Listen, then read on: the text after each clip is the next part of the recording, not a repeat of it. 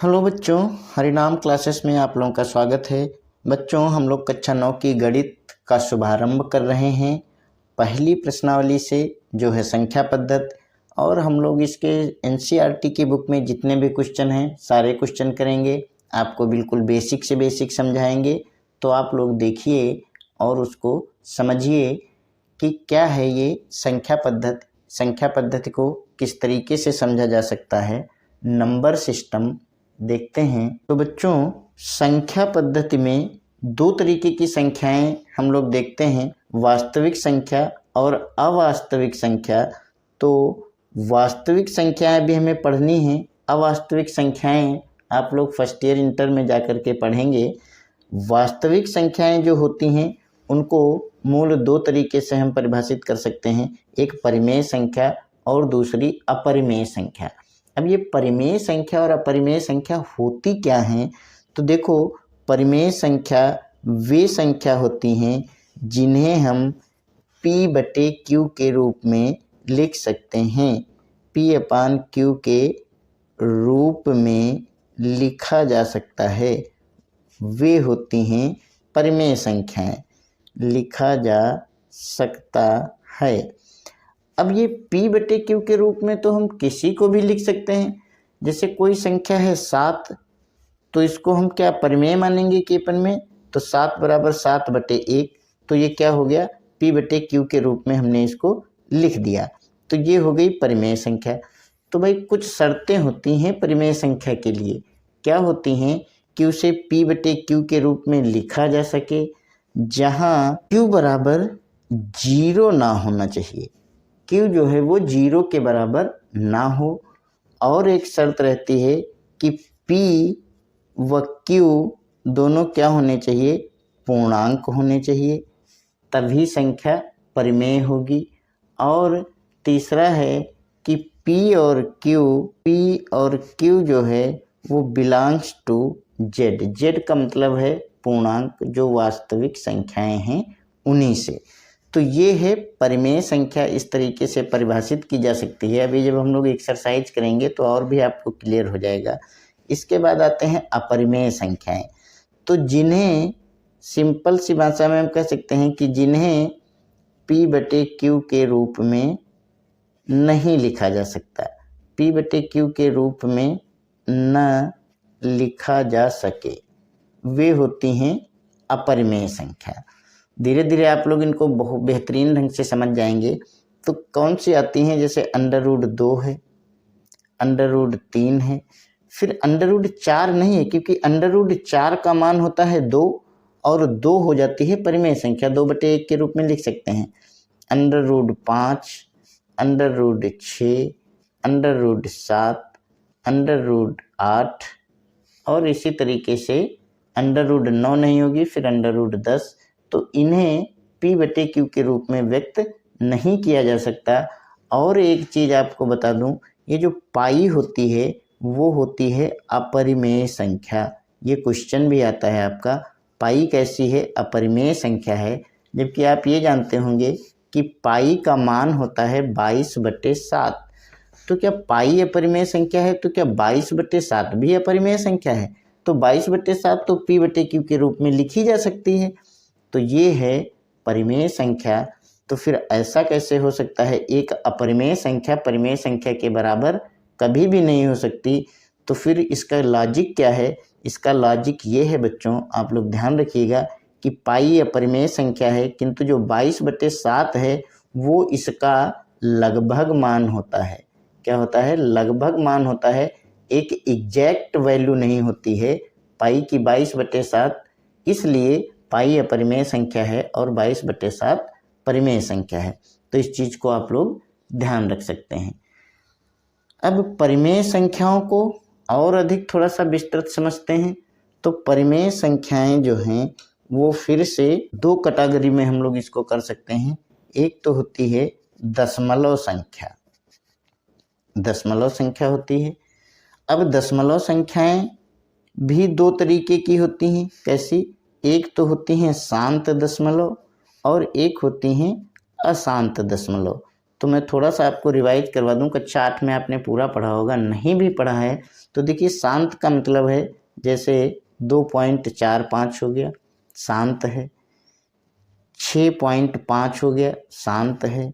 7.35425 शांत है। अशांत क्या होती हैं? अशांत संख्याएं वे होती हैं जैसे जब भी हम कभी भाग देते हैं किसी संख्या से तो पता चला 2.333333 इतना आता ही चला जाता है और फिर वो कभी भी नहीं रुकता।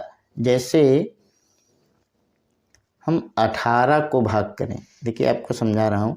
18 को भाग करते हैं हम, 20 को भाग करते हैं हम 3 से, तो कितना आएगा? 3 18। शेष में क्या बचा? 2, पॉइंट लगाया, 0 बढ़ाया, फिर से 3 18 और पॉइंट लगा है तो 2 बचा, पॉइंट लगा है, 1 0 बढ़ाया, फिर 3 18। अब आप इसको करते रहिए करते रहिए करते रहिए, ये कभी भी बंद नहीं होगी। तो इसको क्या बोलते हैं? इन संख्याओं को अशांत बोलते हैं।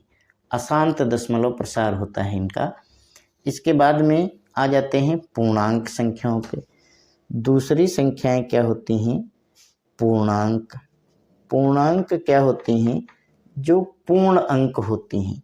पूर्णांक संख्याएं 0 1 2 3 4 5 6 और 0 से भी छोटी, -1 -2 -3 -4। तो ये सभी क्या है? पूर्णांक संख्याएं हैं। अब पूर्णांक संख्याओं में भी बहुत से प्रकार हैं। जैसे आपने पढ़ा होगा नेचुरल नंबर यानी प्राकृतिक संख्या। प्राकृतिक संख्या क्या है बच्चों? प्राकृतिक संख्या है जो हम प्राकृतिक रूप से किसी चीज़ को गिन सकें, जो हम काउंट कर सकें। जैसे किसी चीज़ को काउंट करेंगे तो क्या बोलेंगे कि ये 1 है या 2 है या 3 है या 4 है या 5 है।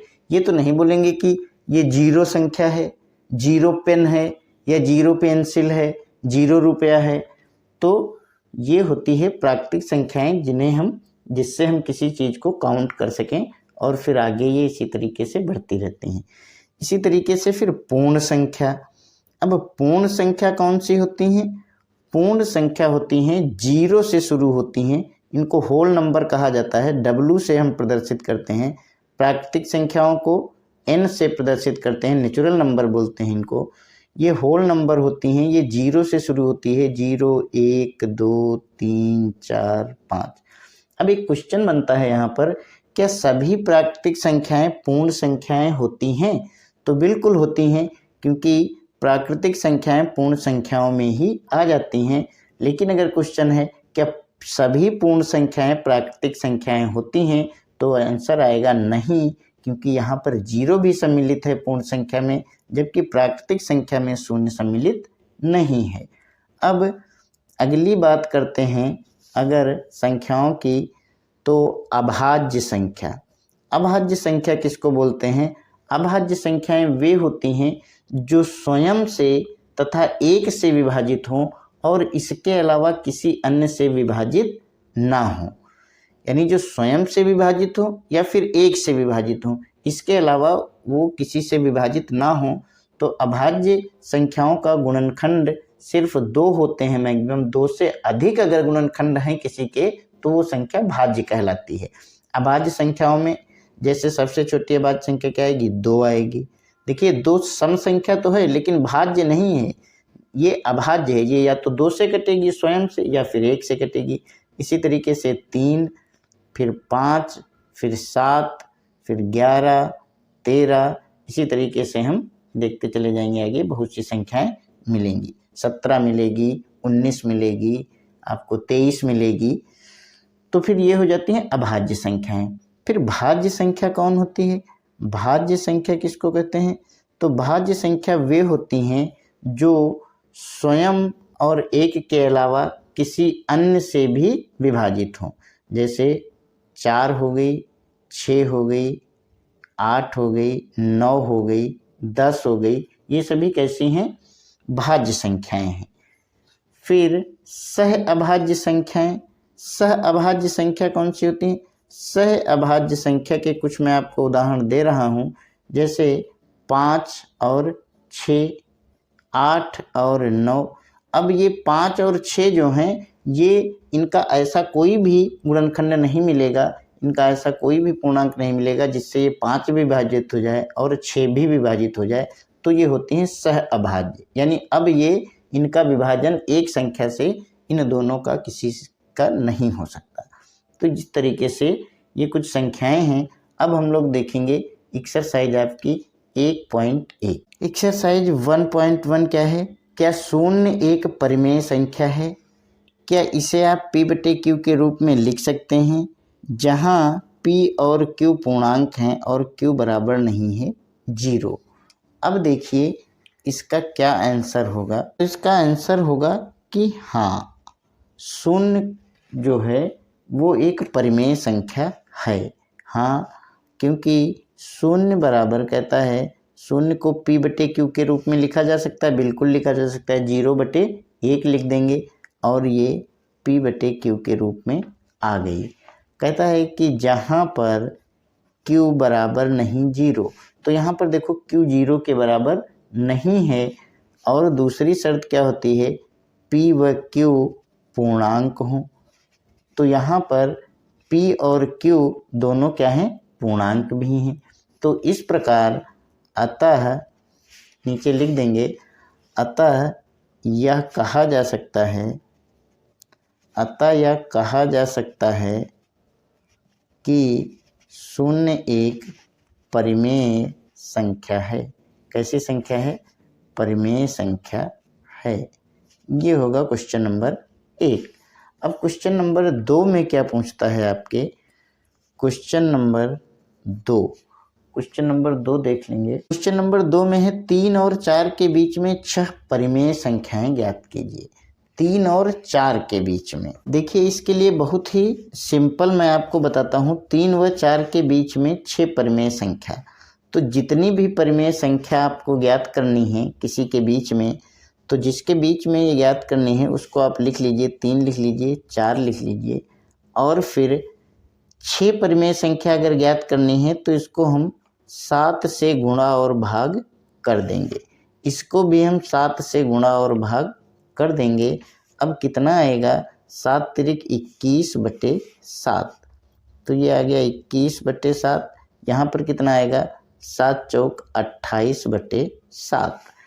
अब इसके बीच हम लिख लेंगे 21/7, अगली संख्या 22/7, फिर 23/7, 24/7, 25/7, 26/7 और 27/7। 1 2 3 4 5 6, तो ये कितनी संख्याएं हो गई? 6। अब हम इनके बीच की 6 परिमेय संख्याएं ज्ञात कर लिए। इसी तरीके से जितनी भी परिमेय संख्या आपको बोले आप उतनी परिमेय संख्या ज्ञात कर सकते हैं। 9 परिमेय संख्या बोले आप 10 से गुणा कर दो, 10 से भाग कर दो, फिर आप निकाल लीजिए। अब क्वेश्चन नंबर 3 क्या है? क्वेश्चन नंबर 3 है 3/5 और 4/5 के बीच 5 परिमेय संख्याएं ज्ञात कीजिए। कोई भी दिक्कत नहीं है, सेम फार्मूला लगाएंगे। देख लेंगे यहाँ पर 3/5 और 4/5 के बीच की हमें 5 परिमेय संख्याएं ज्ञात करनी है। तो जब 5 ज्ञात करनी है तो हम इसको 6 से गुणा करेंगे और 6 से भाग करेंगे। यहाँ भी 6 से गुणा करेंगे और 6 से भाग करेंगे। अब कितना आ जाएगा? 6 तियाँ 18/30। यहाँ पे कितना आ जाएगा? 24/30।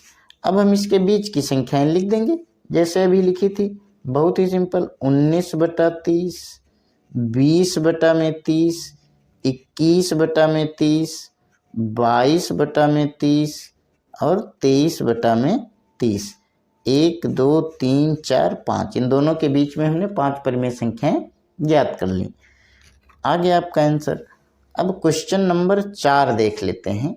4 ही क्वेश्चन है आपकी इस प्रश्नावली में। क्वेश्चन नंबर 4 है नीचे दिए गए कथन सत्य हैं अथवा असत्य, कारण के साथ अपने उत्तर दीजिए।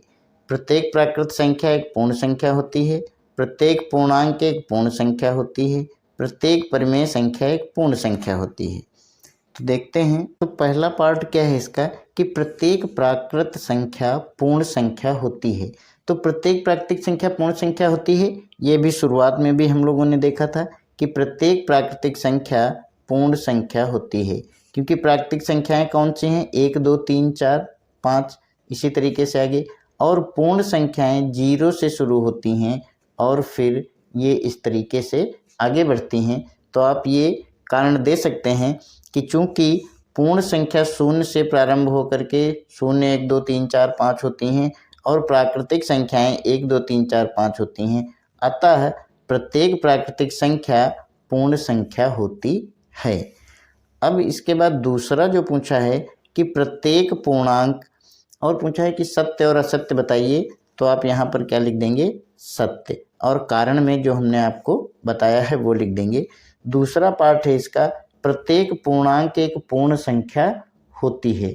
तो इसका आंसर क्या होगा, इसका आंसर तो होगा असत्य। और इसका कारण क्या होगा, इसका कारण होगा क्योंकि कहता है प्रत्येक पूर्णांक, देखिए पूर्णांक में निगेटिव संख्याएं भी आती हैं और पूर्ण संख्या 0 से शुरू होती हैं, क्योंकि निगेटिव संख्या यानी ऋणात्मक, क्योंकि ऋणात्मक संख्या कभी भी पूर्ण संख्या नहीं होती, पूर्ण संख्या नहीं होती, ये कारण आप लिख देंगे। इसके बाद तीसरे पार्ट में पूछा है कि प्रत्येक परिमेय संख्या एक पूर्ण संख्या होती है। तो एक उदाहरण से आपको बताते हैं कि जैसे मान लीजिए परिमेय संख्या है 17/2, ये क्या है, एक परिमेय संख्या है और इसको जब हल करेंगे तो आएगा 2 8 16 2 5 10 8.5, तो ये दशमलव में आ गई। तो हम लिख देंगे चूंकि दशमलव संख्या कभी भी पूर्ण संख्या नहीं होती, दशमलव संख्या कभी भी पूर्ण संख्या नहीं होती। तो ये आप लोग ध्यान रखेंगे और इसको नोट कर देंगे। अब देखिए तीनों के आंसर भी आपको मिल गए और तीनों का कारण भी मिल गया। तो पहला सत्य है और ये दोनों असत्य हैं, रीजन आपको बता दिया, उदाहरण भी दे दिया। तो अब हम लोग आगे हल करेंगे 1.2। और बच्चों आप लोगों को यदि समझ में आता है अच्छी तरीके से, कुछ इससे लाभ मिलता है, तो प्लीज़ चैनल को सब्सक्राइब करिएगा, लाइक करिएगा, अपने मित्रों को भी बताइएगा। और मैं इस चैनल पर शुरुआत से लेकर अंत तक सारे वीडियोज डालूँगा, एक एक क्वेश्चन आपको हल करवाऊँगा और बेसिक से बेसिक बताऊँगा। बेसिक के 2-3 वीडियोज हमने बनाए हैं, वो आप जा कर के देख सकते हैं, जिसमें आपको गणित का जो बेसिक है वो सारा नॉलेज मिलेगा। तो हरिनाम क्लासेस से जुड़े रहिए और सीखते रहिए। तो धन्यवाद बच्चों, अगले वीडियो में मिलते हैं।